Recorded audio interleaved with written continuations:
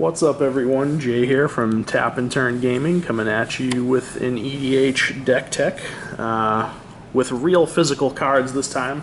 We have been doing a lot of viewer request videos, but this is actually a deck of mine that I just recently finished building, and it's built around this lovely little guy right here, a girl I think it is actually, General Tazri. So this is a tribal ally EDH deck, and allies are one of my more favorite creature types in Magic, so it was pretty fun to build this. But General Tazri is a 5-cost 3/4 legendary human ally.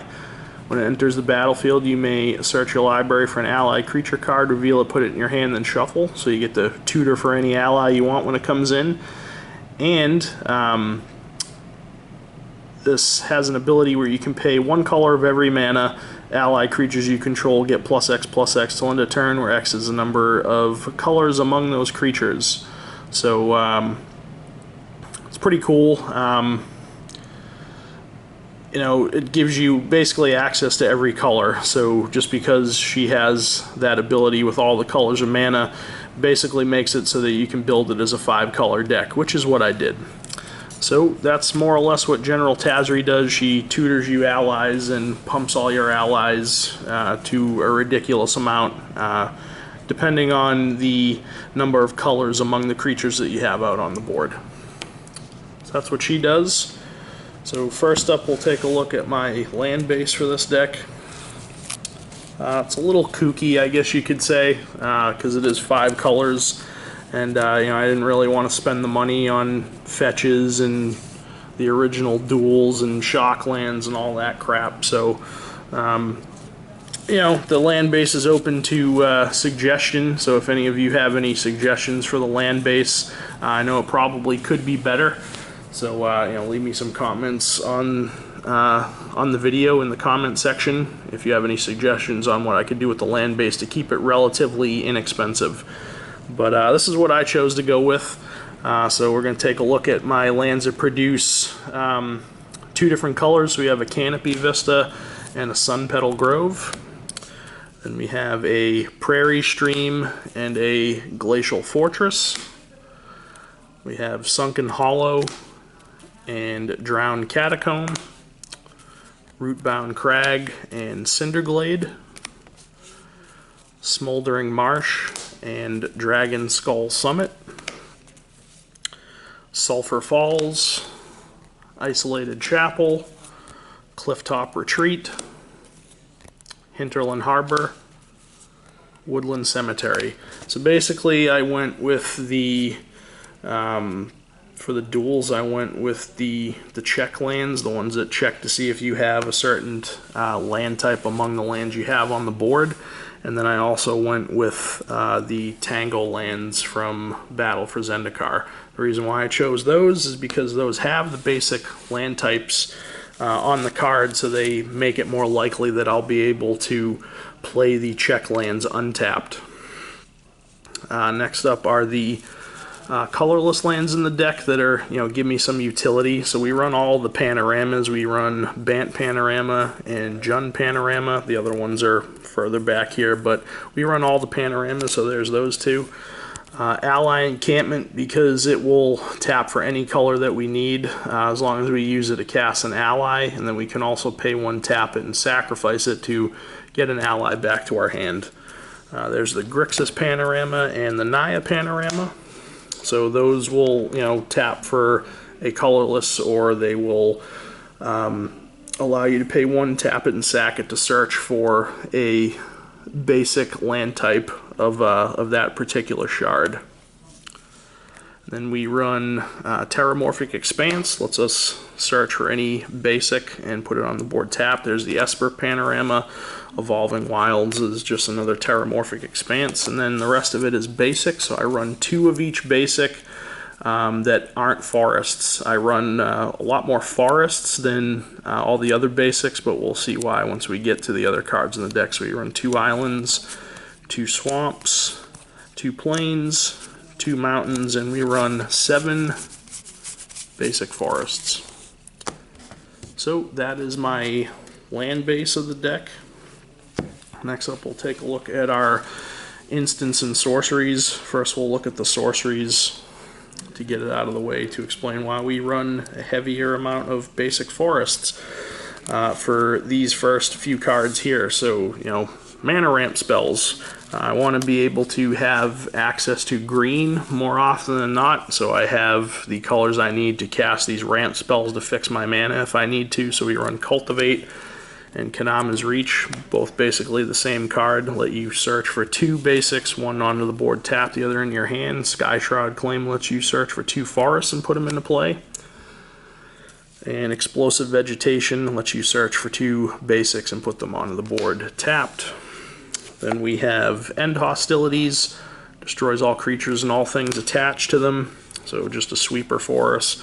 March from the Tomb lets us bring back any number of allies with total mana cost 8 or less from our graveyard back to the board, so pretty nice little resurrection spell for us. Curse of the Swine lets us exile any creature, well, any X creatures, and then its controller gets a 2/2 green boar. I'll gladly give my opponent a 2/2 green boar to exile their big nasty threat that's giving me a headache. Austere Command is another sweeper effect for us. It gives us lots of options. We can blow up all artifacts or all enchantments or all guys with 3 or less mana cost or all guys with 4 or greater mana cost, and we can choose 2 of those. Path to Exile, don't need to explain that. Nice spot removal. Mortify lets us kill a creature or enchantment. Utter End lets us exile any non-land permanent. Beast Within lets us destroy any permanent in green, so this is really nice. And then its controller gets a 3/3 green beast. You know, like I said with Curse of the Swine, I'll gladly give you a vanilla guide to blow up your threat. And Cyclonic Rift, we can use it to bounce a non-land permanent for 2, and then if we overload it, we bounce each non-land permanent we don't control to their owner's hands. So those are my instants and sorceries. Next we'll look at my artifacts that we run. First up is Door of Destinies, because what tribal deck would be complete without one of these? So it's a 4-cost artifact. Comes into play, you choose a creature type. Obviously with this deck going to be allies. When you play a spell of that type, you put a charge counter on it, and then creatures you control of that type get +1/+1 for each charge counter on it. Darksteel Ingot, because it's a 5-color deck. It's a nice mana rock for us, lets us tap it for any color, and it's indestructible. Captain's Claws, nice little equipment that gives the equipped creature +1/+0, and when the equipped creature attacks, we get to put a 1/1 white core ally creature token on the board tapped and attacking. So that's nice because it'll let us trigger, you know, all of the effects that our allies bring when another one comes in. Coat of Arms is just a really fun card. Costs 5. Each creature gets +1/+1 for each other creature on the board that shares at least one creature type with it. So you know, if I have 10 allies on the board, all of my allies are going to get like a +9/+9 because it's for each other creature. It does help your opponents too if they're playing creatures of the same type, or maybe they're running a tribal deck, but it's just a fun card. Strionic Resonator, it's in a different language, but basically what it does is you can pay 2 and tap it and copy a triggered ability. So a lot of our allies have Enter the Battlefield effects when either they or another ally comes in, so that's there to let us abuse that. Vidalcan Ori lets us cast non-land cards as though they had flash, so that's pretty nice. Urza's Incubator lets us choose a creature type when it comes in, and creature spells of the chosen type cost 2 less to cast, so pretty nice in a tribal deck. Sword of the Animus gives the equipped creature +1/+1, and when it attacks we can search for a basic and put it onto the board tapped. And probably the best possible mana rock you could play in a 5-color deck, Chromatic Lantern. Makes it so that all lands you control can tap to add 1 mana of any color, and this taps for any color of mana, so just an auto include in a 5-color deck. Next are the enchantments that we play. We play an Aestheticism because it gives all of our creatures hexproof, and we can pay 1 and a green to regenerate a creature. Wild Pear lets us basically rip any creature out of our deck when we cast another creature, and if the creature that we're searching for has the same total power and toughness as the creature we cast, we rip it out of our deck and just put it right onto the board. So that's pretty cool. Dictate of Erebos is basically a Grave Pact with Flash. I don't have a Grave Pact in the deck because it's like a $10 card. Oversold Cemetery is some nice recursion for us. Cost 2, and at the beginning of our upkeep, if we have 4 or more guys in the yard, we can take one back to our hand. Palace Siege, another form of recursion for us. When it comes in, you choose Khans or Dragons. I'm probably always going to choose Khans on it because it lets me take a creature back from my graveyard to my hand every upkeep. But you can alternatively choose Dragons, and at the beginning of your upkeep, each opponent loses 2 life and you gain 2 life. And we have Retreat to Emeria, 4-cost white enchantment with landfall. So when we have a land come in, we can choose one of the following. Put a 1/1 white core ally creature token on the board, or creatures you control get +1/+1. So it's pretty nice. Most of the time I'll probably generate that token to trigger all of my rally abilities on my creatures. Aura Shards, a 3-cost Selesnya colored enchantment. When a creature comes into play under our control, we can destroy an artifact or enchantment, so that's pretty nice. Cathar's Crusade, whenever a creature comes into play under our control, we put a +1/+1 counter on each creature we control. I considered not putting this into the deck because of the amount of friggin' counters you need to keep track of if it starts getting crazy, but it was just too good not to include. And Bident of Thassa, a 4-cost legendary enchantment artifact that lets you draw cards when any of your creatures hit a player. Then you can also pay 1 and a blue and tap it to force your opponent's creatures to attack this turn if able. So maybe they're sitting on some creatures that are just sitting back doing something static for them. You can force them to attack and maybe kill them in combat or something to get them off the board. Next are the 3 Planeswalkers that I run in the deck. I run a Venser the Sojourner. Because he lets me exile target permanent you own, return it to the board under your control at the beginning of the next end step, so he basically lets you flicker stuff. Very nice with our ally creatures to re-trigger their effects. -1, creatures are unblockable this turn, so that can end a game for you if you have lethal on the board amongst the creatures on your side of the board. And -8, you get an emblem with whenever you cast a spell, exile target permanent, so if you get that off, your opponent's going to have a bad day. Gideon ally is Zendikar. Very flavorful for the deck because he can turn into a 5/5 human soldier ally creature with indestructible that's still a planeswalker and prevent all damage to him. Then you can pay 0 to generate a 2/2 white knight ally creature token onto the board. And then his -4 is you get an emblem with creatures you control get +1/+1. So he smacks face, he generates the creatures that we want to generate in this deck, and he basically gets emblems that are a glorious anthem. So he's pretty nice. And lastly, Obnixilis Reignited. His +1, we draw our card and we lose a life, so he draws us cards. -3, destroy target creature. Then -8, target opponent gets an emblem with whenever a player draws a card, you lose 2 life. So he draws us cards, kills dudes, and punishes your opponent very hard for whenever anybody draws a card. So he's just all around really, really good utility. And lastly, we'll take a look at the creatures that we run, which are going to be all allies. So we have an Ondu Champion, 4-cost 4/3 with Rally, so when he or another ally comes in, our creatures gain Trample. We have Kabira Evangel, a 3-cost 2/3. When he or another ally comes in, we can choose a color, and if we do, allies you control gain protection from the chosen color. So pretty nice to stop our opponents from being able to block, or maybe we can generate a token at instant speed to fizzle a spell that they're trying to cast on one of our dudes. Halimar Excavator, a 2-cost 1/3.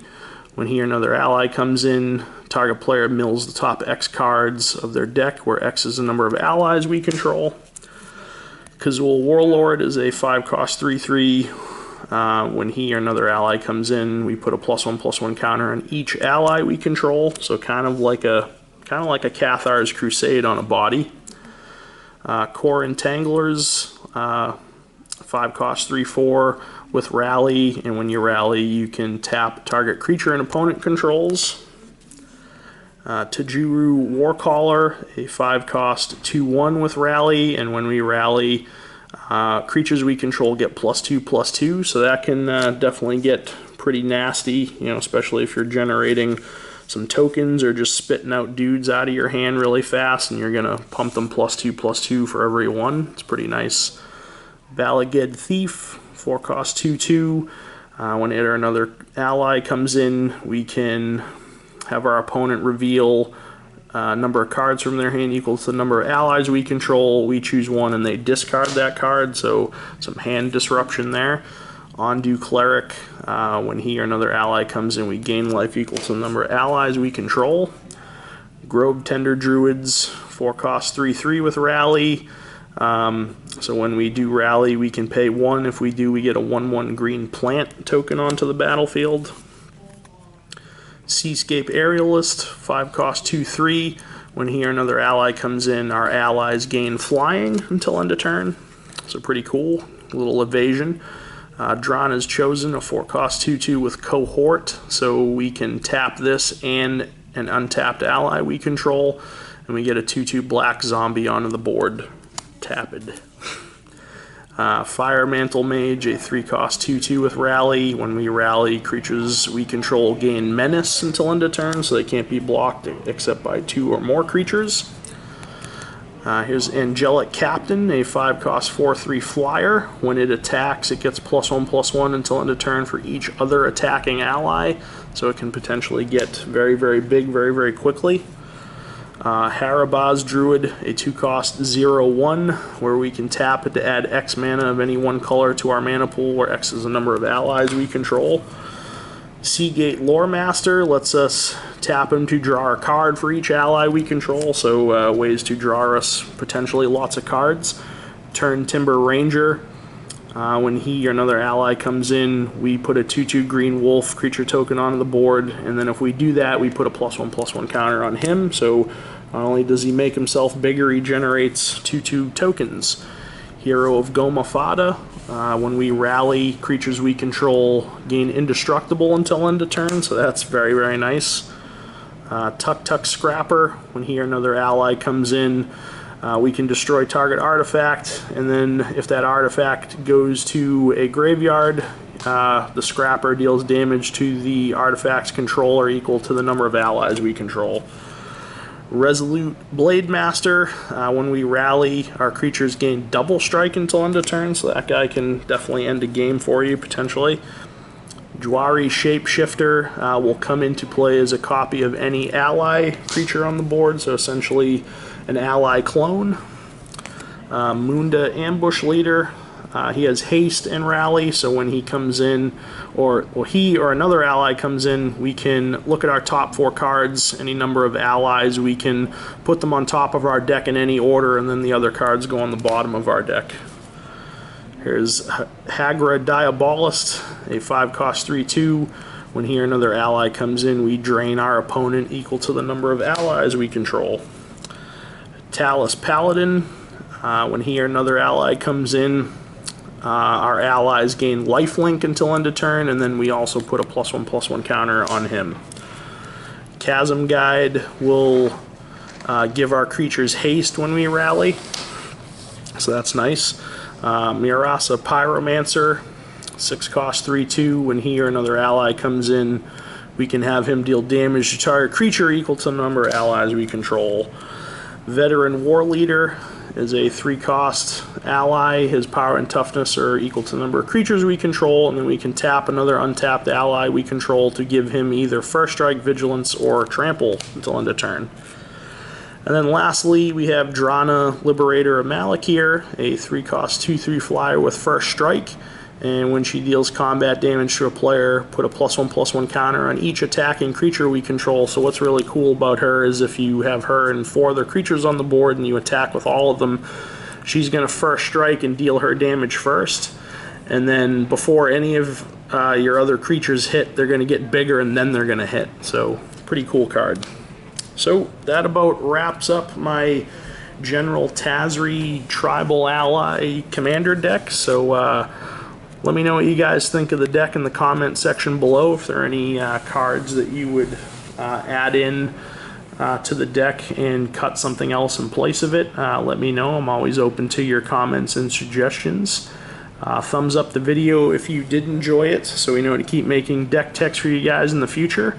And if you're not already subscribed to Tap and Turn Gaming, please crush that subscribe button. We really do appreciate it. I am really looking forward to playing this deck, because like I said, allies are one of my more favorite creature types in Magic, so it's going to be pretty exciting to test this deck out and play it. But anyways, that again wraps it up, so thanks a lot for watching, everybody, and we'll catch you later.